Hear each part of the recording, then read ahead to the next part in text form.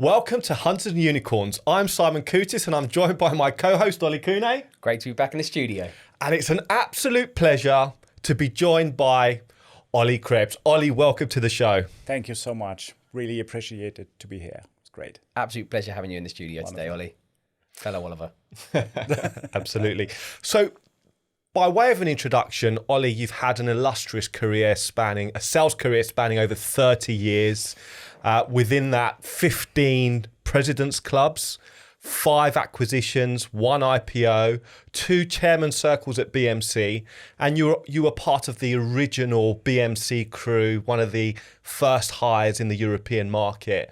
So it's an incredible career. So we're really, really grateful to have you on the show, and most importantly, welcoming you here in the studio. It's really great to have you in person with us. Thank you so much. Yeah, I think you're actually alluding to the first Blade Logic, not BMC. Sorry, you're absolutely right. I stand corrected. One of the original Blade Logic crew. That's good, yeah. I had so many B's in my career, so that's okay. Because obviously you were joined with Luca Lazaron and obviously one other, wasn't it? Was another one, Mike Beckett, actually. Now I remember the name, who was Amazing. a phenomenal pre-sales colleague at that time and started leading the pre-sales team as well. Yeah. Was really interesting. Yeah, 2005, so a few years before the BMC acquisition, Yes. so right at the very beginning. Yes, correct. Amazing. Well, we're going to talk more about that because actually that's a really important part of the foundations of how you've developed and how you've grown as a practitioner. But actually, I want to start by talking a little bit about the European landscape, because predominantly the software sales industry, kind of enterprise, kind of infrastructure type and application type technologies have been dominated by West Coast. But actually, the European market is we're seeing a lot of changes in the European market. And just really want to start off by understanding your perception of that and what you're seeing in the market right now. Yeah, there's a big change, at least from my point of view, being in Germany, being German, of course. We have interesting views either way. But what I saw over the last years was really that the classical way was normally from the West Coast via the UK and then into Europe. And what I see lately, I would say last 5 to 8 years, is really that the European software and SaaS companies are going and starting fast up and actually now doing the other way around, going over to the US step by step. It's really interesting. And also, I think the innovation hub, which was normally in Silicon Valley, is now in other countries. Just look at the Eastern European countries as well. It is amazing what comes out of it, or the Estonian companies. So bridging over to the fintech industry, this is phenomenal what's going on there. And it's made in Europe with all pros and cons when it comes to this kind of stuff.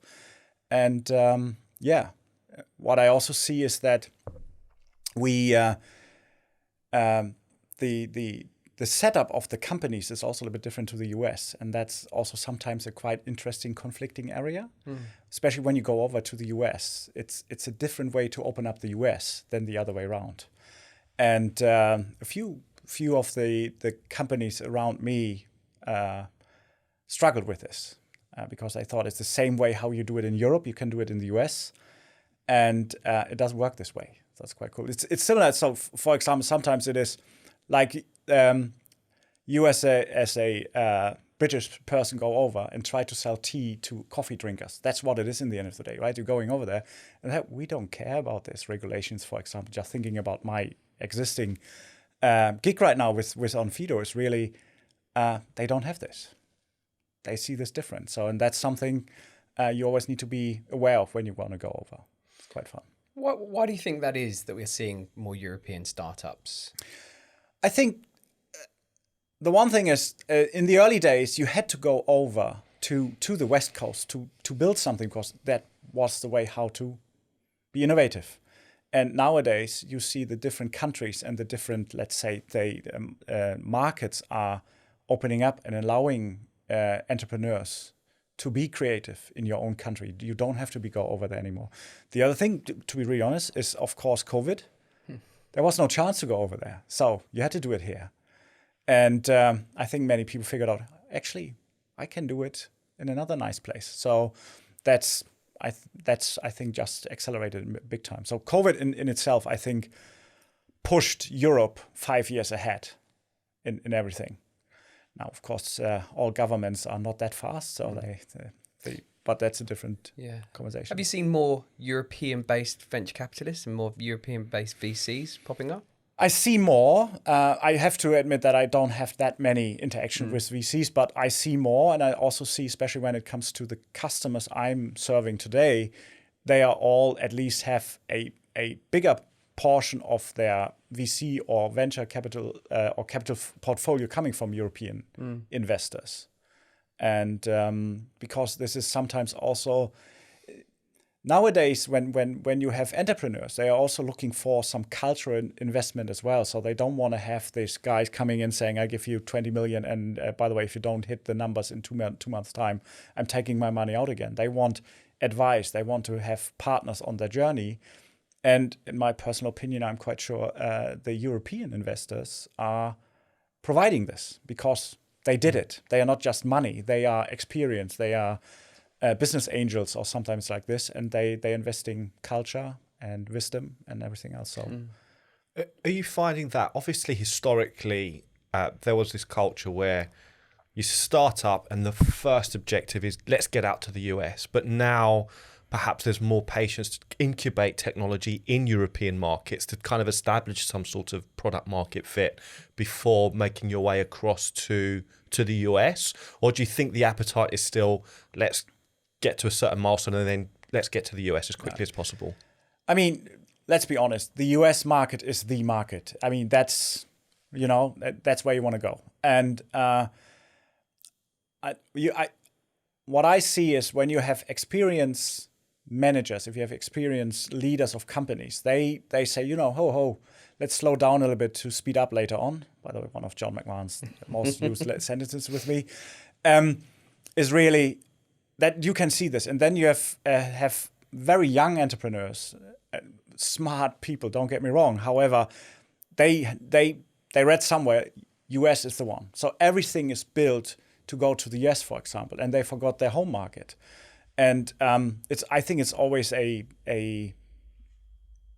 little bit like chess, that you need some patience, then you need to go, and then you need to take the risk, but don't put everything, over there. And also when you speak to venture capital companies today, the way how they want to give money is they want something in return. They want the founders and the entrepreneurs to think about, okay, where do I spend my money next to get business back instead of what is the next cocktail I'm serving on the next event I'm going to. And that's the difference we are seeing over the last 12 months now. That's exactly, I saw this a lot. Because there was so much, I mean, it is also, if you get a lot of money, you need to find a way to spend it and not waste it. Spending and wasting are two different things, right? And sometimes this is where I think a little bit more guidance, a little bit more support from the experts, from the VCs or from the whatever should be provided, to be honest.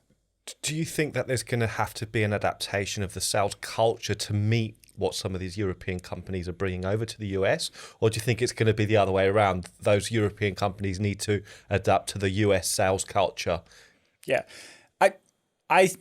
I'm a big fan of saying, and that's the beauty of our job in sales, is you need to adapt to every culture.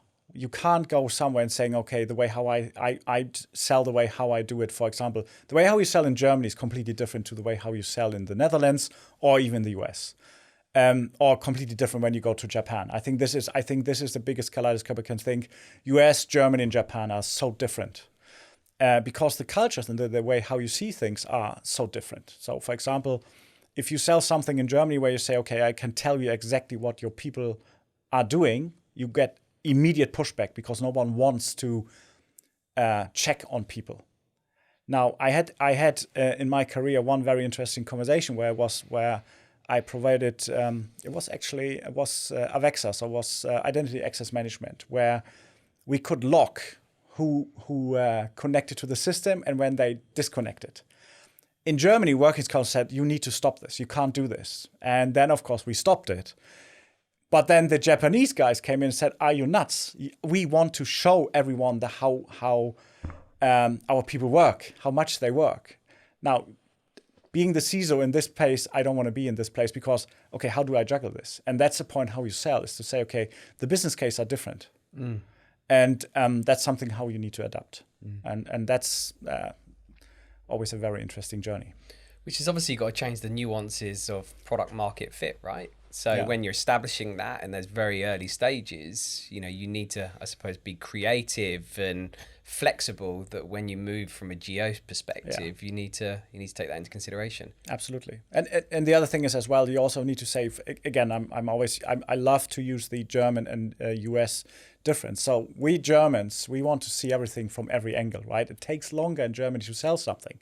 Now, that doesn't mean it needs more time. It just needs more effort, because we need to answer at least twice as much questions than what you need to do in the US, because the US, a little bit still, Wild West mentality sometimes, hey, let's do it, right? But on the other hand, if you win a German customer, this customer stays with you much longer, is more loyal to this decision than a US customer. And I don't even mean this in any shape or form, negative or positive on both sides, but this is, if you know this, then also you can manage the expectations much better on both sides. I suppose it's going to be opening up a lot more opportunities for European-based CROs, right? I think, if you look at the market, 95% probably US, if not more. Probably more. Yeah. And so, opportunities now for CROs to come, from in Europe is probably going to be something that's going to grow. I think so, yes. It's also because the way how sales management and everything else works with coming with the cultural aspect as well, especially nowadays, the generations of salespeople we manage nowadays want to get managed differently, right? You can't be this beat them up guy or something like this. You need to advise, and you need to make sure people understand and want to go this way instead of commanding them. It's a different story. It's leading instead of commanding. And having said this is, I think, more in the culture of Europe, to be honest, to also understand this. And if you bring this over to the US, I personally believe then you have an advantage, because these are clear, let's say, things people all over the world want to work with. So that could be the advantage you need sometimes. Yeah, I think obviously on that point, you speak about management, and we were talking off air about the lack of training that isn't freely available for managers. Do you want to just share a bit of information on? Yeah, what I saw. So it's, as you said, it's actually 32 years. I have to admit, I'm in the business, and I had the luxury when I started my career outside of my job training. I started my career at Oracle, actually. So, and don't get me wrong, this will not be a long CV discussion here, but I just want to say. So when I joined Oracle, I got a full training, 6 months, right, where you touch every division. You get trained on how to speak, how to present, all this kind of stuff. My next journey from there was BMC Software, the same thing. Everyone who is around my age knows where when we went to Houston, you had 2 weeks of onboarding in class, 8 hours. The classical American way, you start at 8 o'clock, they bring the temperature down to minus 10 degrees. I still don't know why, but that's a different story. And you had to do tests at the end of the week. If you didn't pass it, you went home. Now we can't do this nowadays anymore, but just say. But the point for me was that you got really trained. And I had the same at Blade Logic and a few other, and it stopped. A few years ago, it stopped because, yes, people come into this business much more educated and trained, but this is all in theory. They read books. I don't want to give you the example I'm normally giving. That's what we're doing later, but has to do with a different story. So, but the point is really, they are not getting trained on the craft of what they're doing. They all want to jump immediate into, this is an art. So I personally want to bring sales into an art for myself, but you need to learn the craft, right? I learned, carving with wood carving or wood things. I learned this from my granddad. And the first thing he did gave me a freaking piece of wood and a knife. And the only thing I had to do is slice as thin as possible for 6 hours. said, I thought I can build a bird or something. And I said, no, you need to learn how the wood feels, how the knife feels, how this whole interacts with each other together. It's a little bit like Mr. Miyagi, right?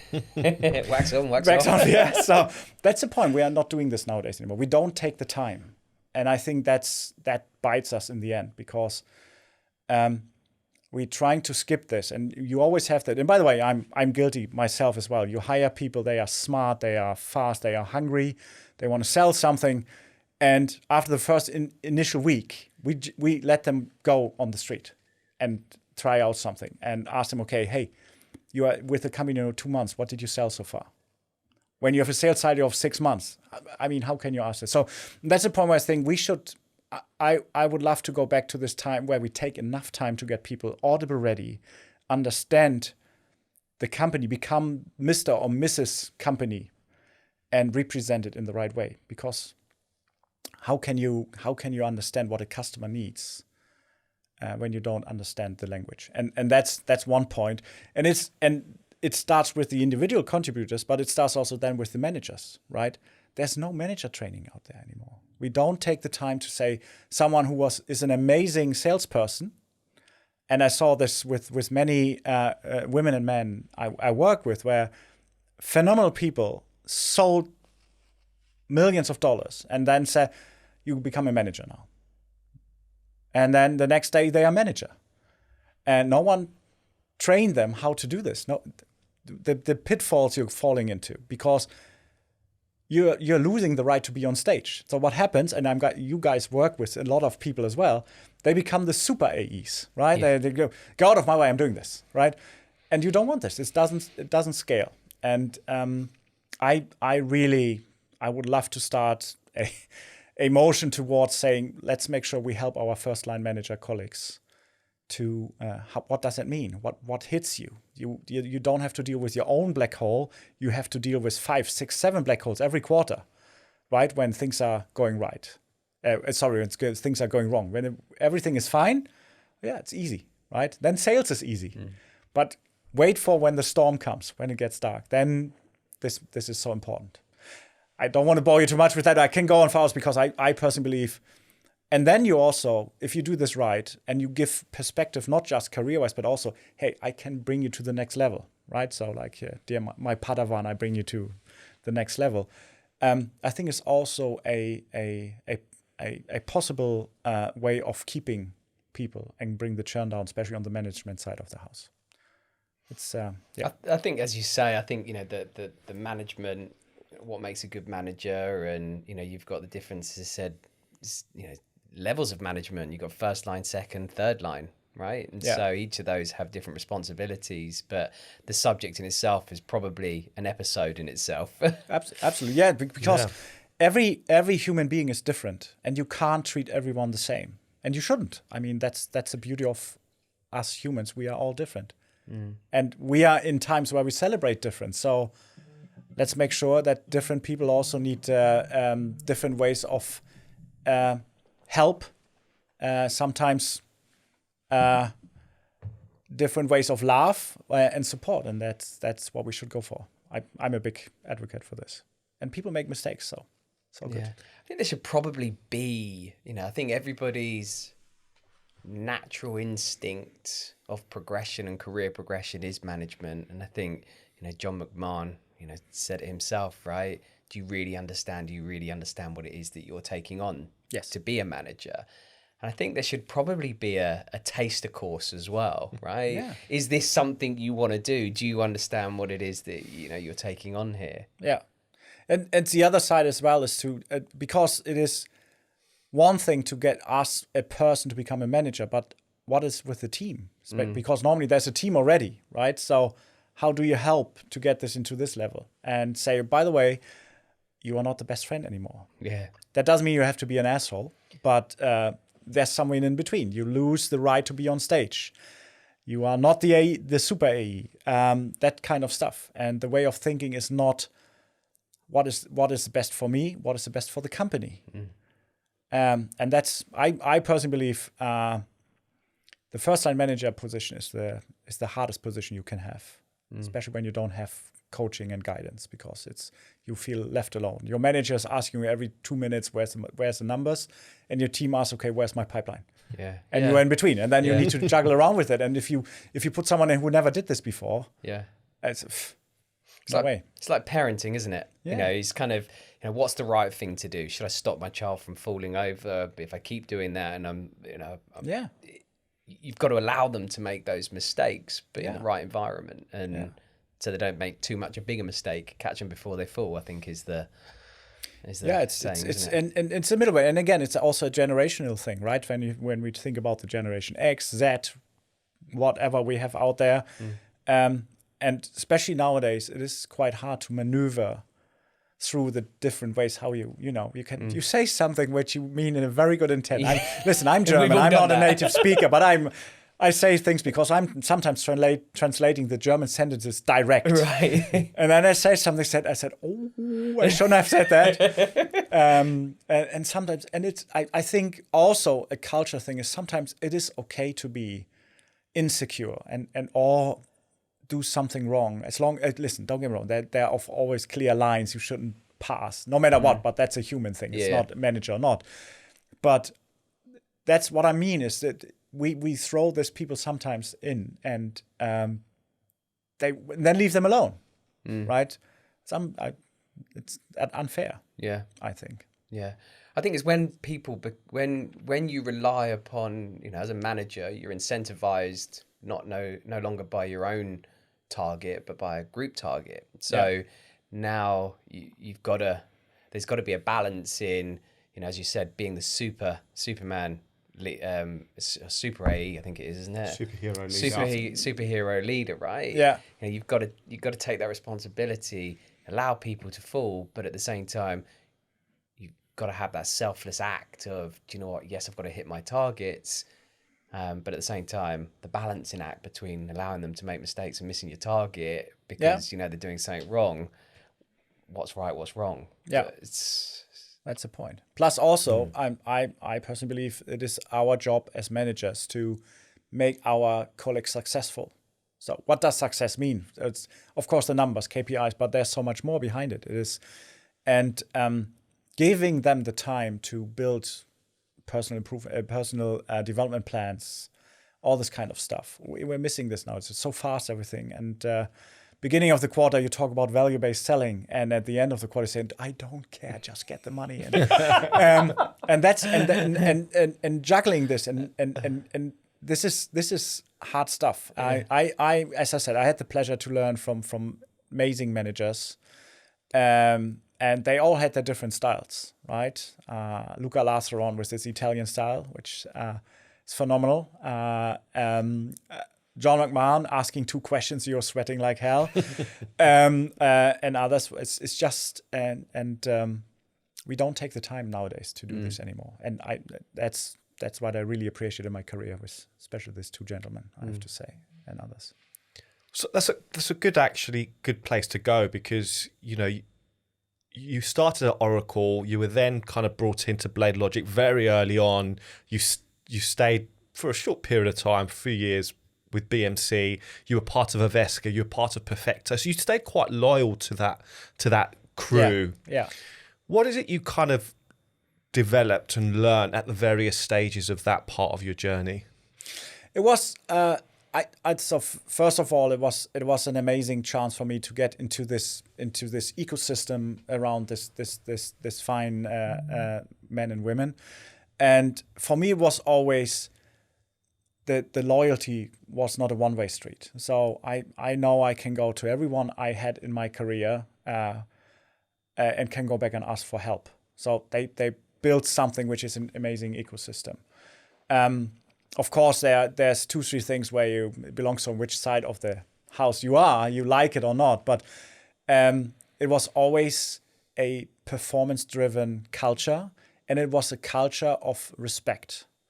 And that's what I really like, and I learned the craft of selling. I have to say, it's from really every step. So if we talk about Medic that time, and then of course we needed a new version just to write new books. But in the end of the day, Medic or MedPick was something which changed everything for me. And I'm not sure if you had Luca Lazaron already. If you have him one day, it took me a long time to adapt this because it calls your baby ugly. You know, we don't want to go in a MedPick session now, but for me, Luca took the time to explain to me why. So they answered the why questions. They explained why are we doing this and why, if you use it, you will be successful. And it did work. I have to say, you need to like this way of doing things. That's another thing. It's not for everyone, because it's also, this is not a job then, right? If you are in this ecosystem, you will be successful, but you need to invest. So just tell us a little bit about that interaction with Luca. So you're saying that, Luca was really, really kind of good at helping to explain the why. Just tell us some of the detail around that. Just give us, some insight into, what that might look like, and then what kind of advice he was sharing in that moment with you. Yeah. So first of all of these gentlemen always, you knew they did it before. It's starting with that. I'm a big fan of, if you want to teach someone, you should have done it yourself. So it's starting with that. And they clearly did this. And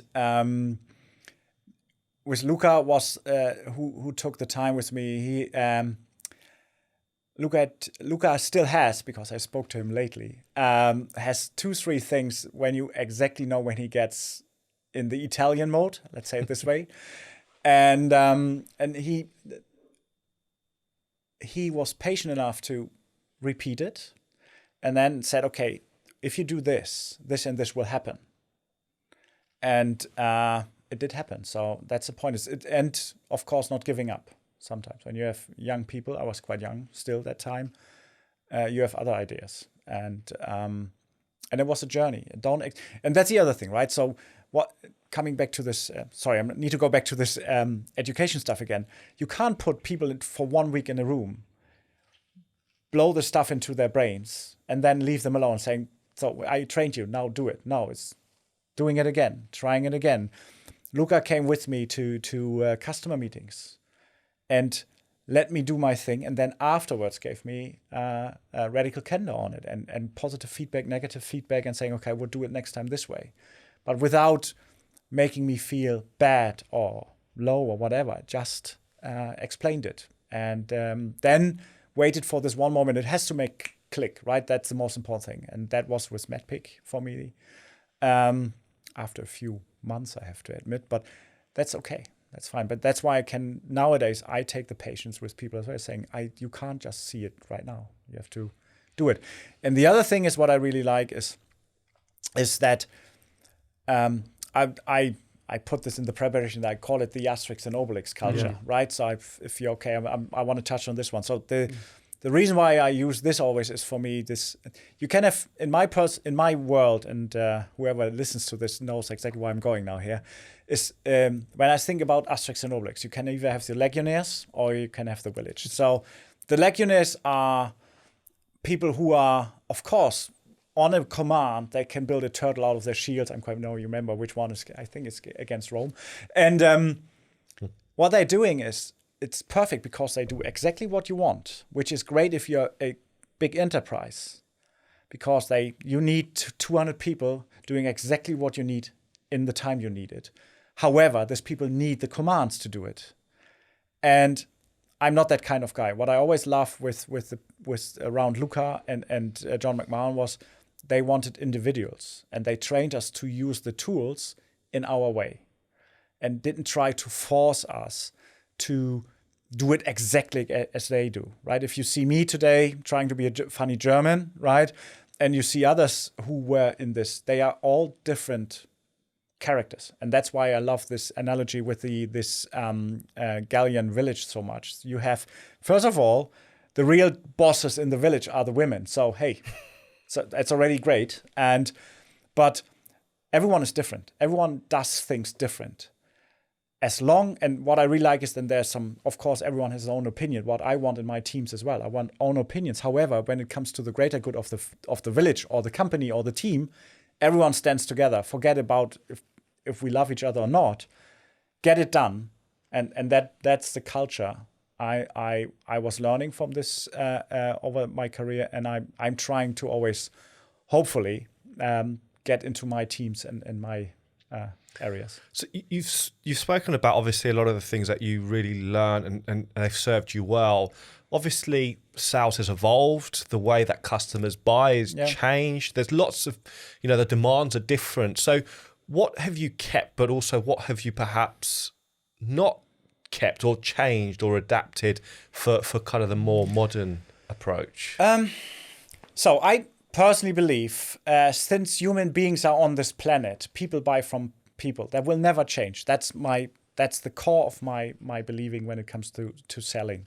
So that means as long as I'm not to sell something because of the selling, but trying really to solve a problem on the other side, this will stay always the same. I didn't change much in the way how I sell, to be really honest, because I personally believe is I need to understand what the customer needs, and then I have to be very clear if I can solve the problem, yes or no. And using the word no helps a lot as well. I call it one of the magic words, no, is saying, okay, no, we can't do it. And there are many customers and contacts in my career where it started with a no and turned into an amazing deal or project or relationship. So the core, the fundamental of selling, I personally believe, and happy to have a bigger discussion on that, didn't change. Because it's the still thing, someone needs something and I can provide. Or someone doesn't know he or she needs something and I tell them I have a solution for a problem you didn't have before. But always be integer and be honest. And that's the point. And then, of course, the tools you use today are different. The rules changed, right? When I started, my first real startup was Proxima Technology, which was a spin-off out of BMC Software, 1999, a long time ago. And it took me 6 months of cold calling to get my first meeting. So I learned really the hard way how to do this. But it was allowed to call people, right? In Germany, you are not allowed to call people without consent. I think it's even more countries starting doing this. So, and then look at the networking platforms. This is a one-way street. Really, try today to reach out to a customer or typical prospect or whatever. If she or he doesn't know you, they don't answer you. But if they want something, they're coming back to you. So I think this whole cultural thing changed a little bit. Or when you go on events and you have 99% of the people are salespeople, and there's this one poor customer or prospect running around. It's always like sharks going after Nemo, right?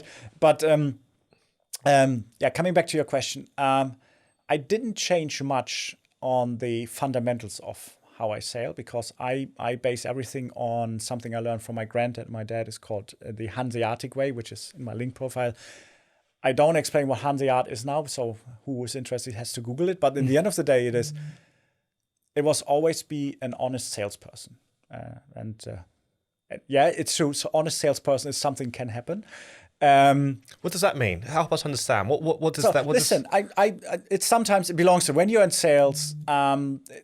We get always put into boxes. You have the marketeer, you have the salesperson, and so on. Then salespeople are always just going out for dinner, for lunch, and bringing a deal home.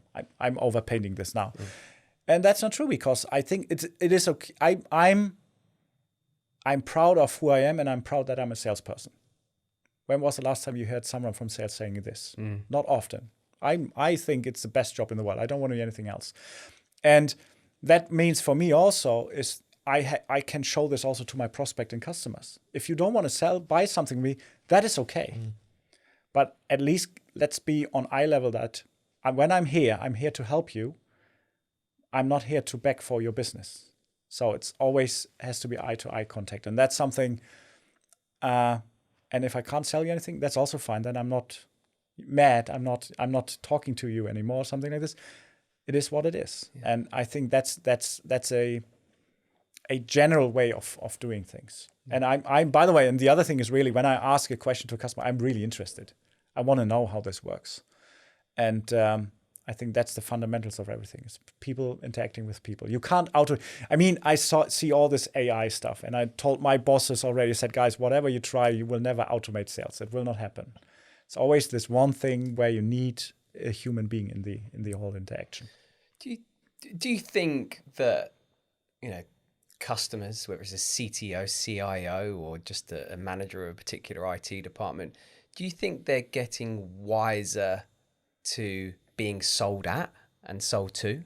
Yes. I mean, the other thing is, look at how, because of all the technology and the applications we have, I think the broad variety how people can get into because when I'm hiring or whatever, I have hundreds of headhunters coming after me and trying to sell me their services, right? So, and they try automated things, right? And all this kind of stuff where this is, of course, something I can't imagine being, and then looking at another box, the CIO, what you just said. So let's say normally the victims of a salesperson, let's call it this way, they get 600, 700 emails per day trying to sell something that they are mad with salespeople. Yes. So that's why we need to find a way how to do this right. And this automation stuff doesn't make it better.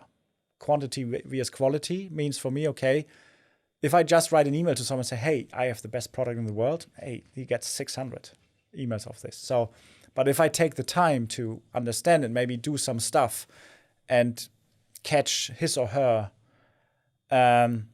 attention, then I have the chance. If I get to a conversation, then we're going in the right direction.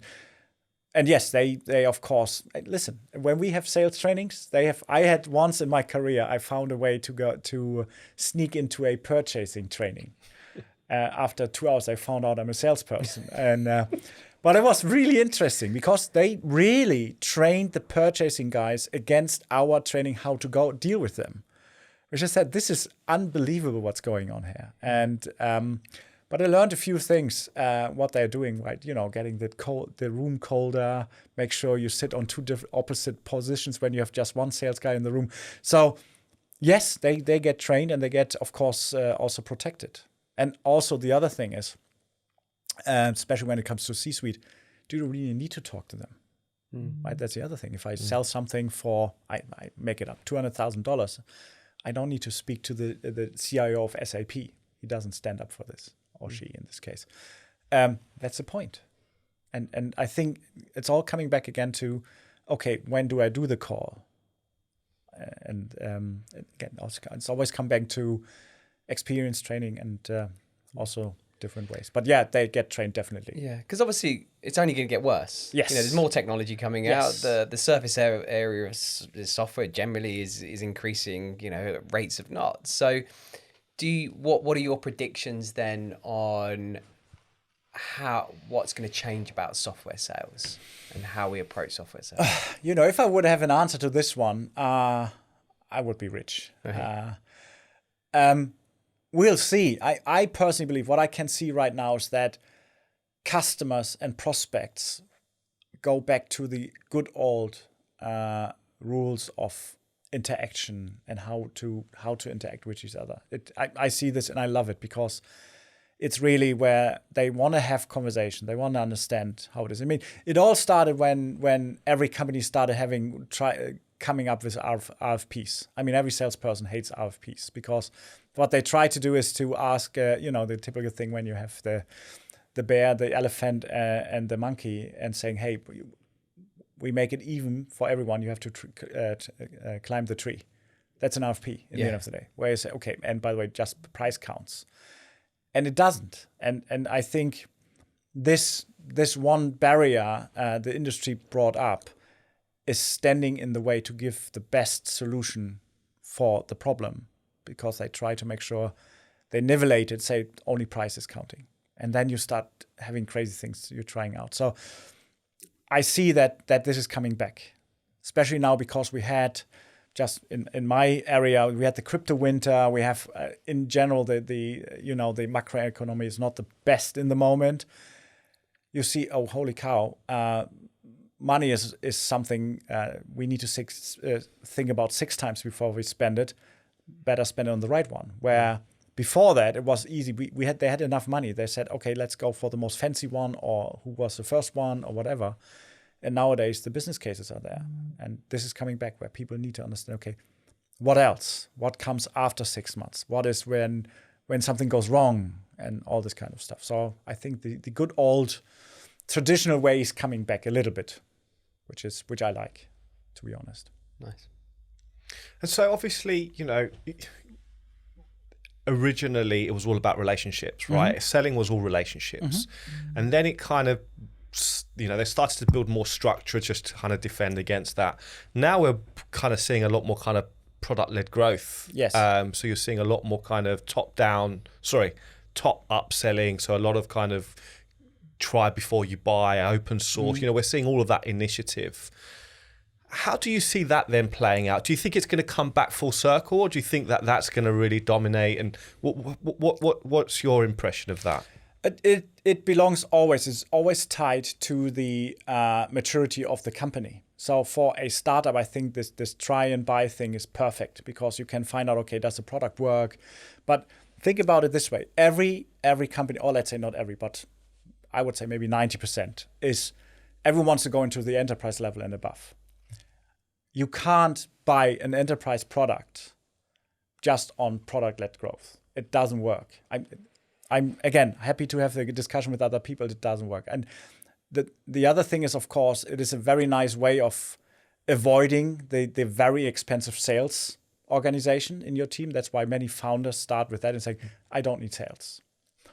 A, it's not true. And B, it's a little bit short thinking, because you might not need a sales team of 20 prima donnas running around. I get this, but you need sales. You need to have this, and also what happens after the sales. So now you have product-led growth, that someone bought something.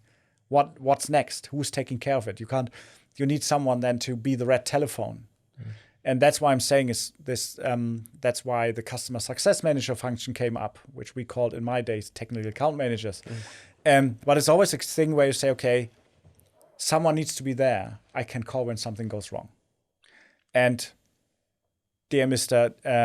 Entrepreneur, dear Mr. Founder, do you want to do this 24/7? You might like this in the first 2 years, but then you need people for this to scale and get these things done. So product growth for me personally is always something to build pipeline, get the first customers in. But as soon as someone, listen, it belongs to what you sell. But if it is something where the customer puts his business on, they will not just go via a system.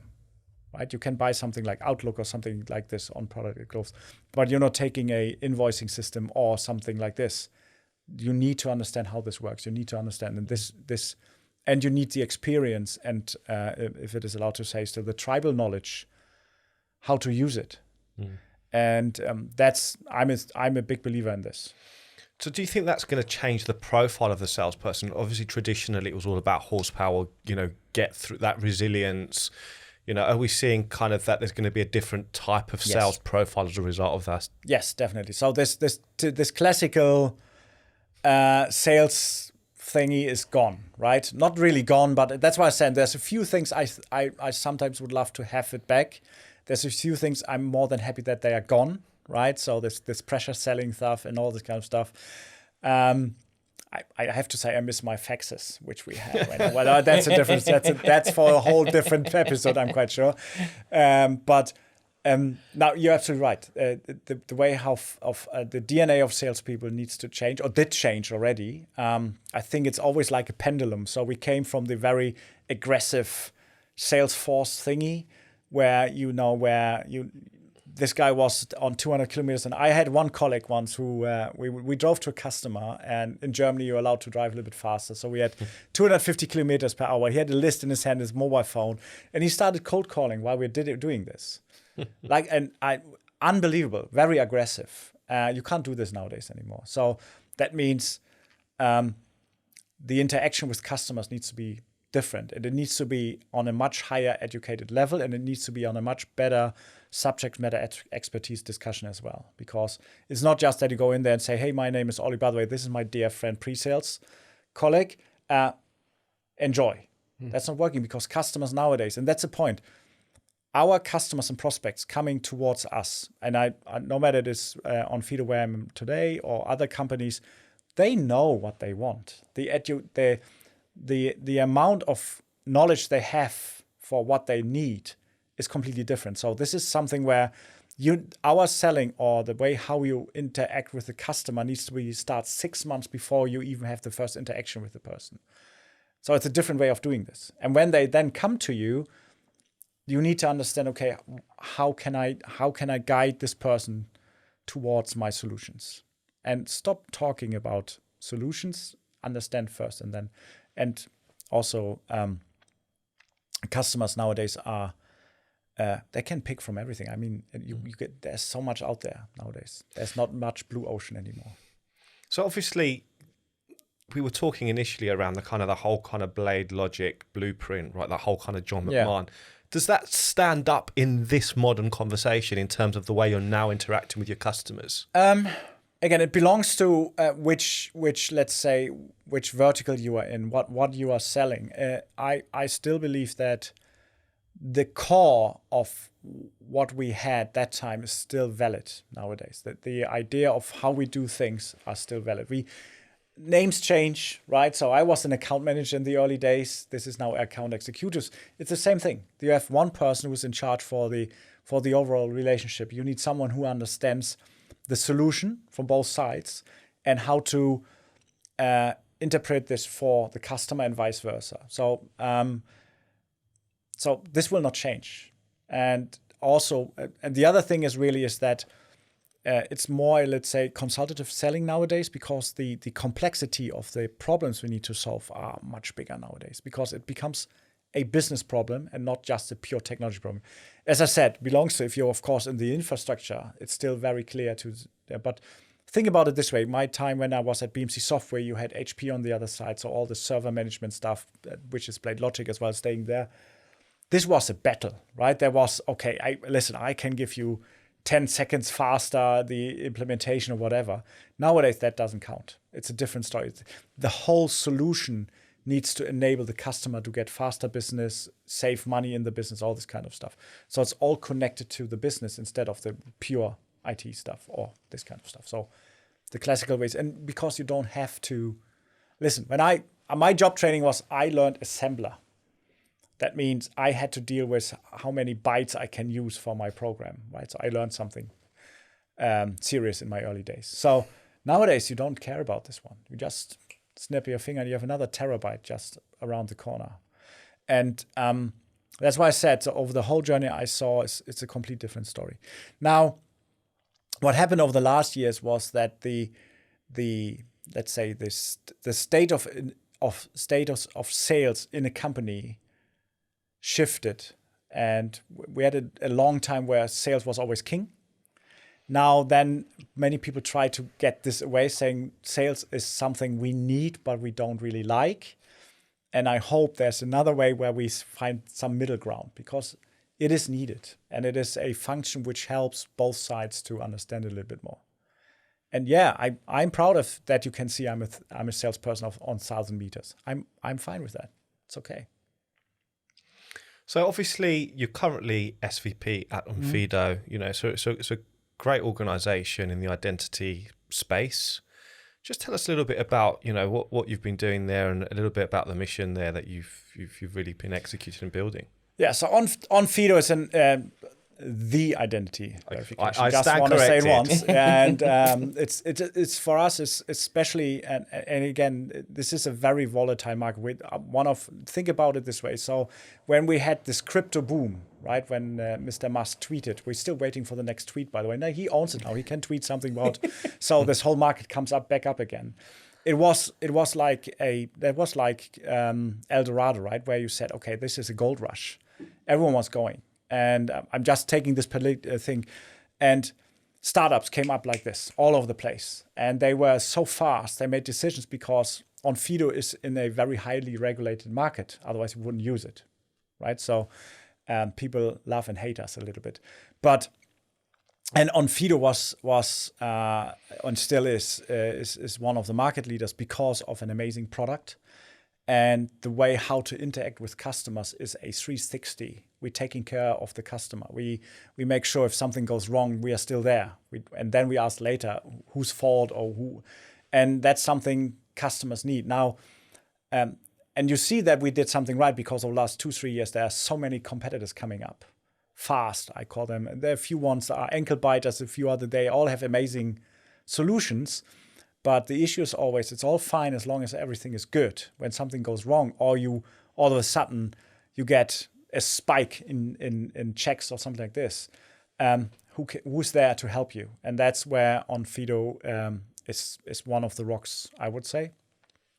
And sales-wise, it is a very interesting journey right now due to the fact that in the beginning when I joined 3 years ago, 3.5 years ago, it was really the hottest thing on the market.